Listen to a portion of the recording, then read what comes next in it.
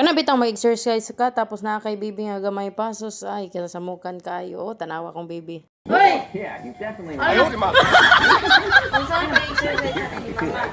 Yeah. Well, it looks like there are a lot of saddles here.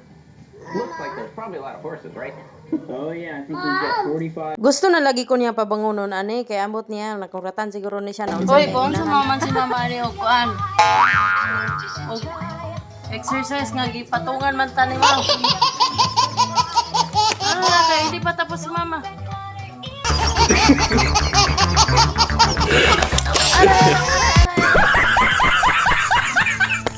Yun ani jud ang mahitabo no basta na anak kay bibi samot nga toddler sus ko Ginoo ko.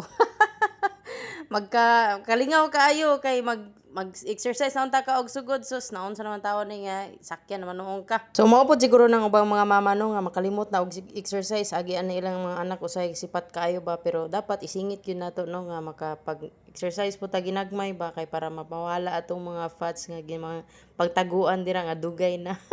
Og nindot magud pud magpapawis gyud ta kay para healthy pud ang atong lawas ba kay sige lang tagkaon na ni mga kuan usang-unsa mga junk foods, mga soft drinks, di ba? Mag-inom ta na mga lechon Ginoo ko. So sapit na ra ba among kuan, among reunion. So mo ganin akong gikaon karon nagkaon lang ko aning saging ug kaning kuan itlog kay sulayan daw nato ni be og okay ba ni. Mo ni tambag sa akong friend nga nasa Greenland karon, shout out sa imo abay Lizel. So shout out bay, salamat sa tips og idea bay ngayon ani daw ang buhaton og atong sulayan og tara mga unta ninyo. Lami kayo ni nga pagkaon ba, healthy kayo ni.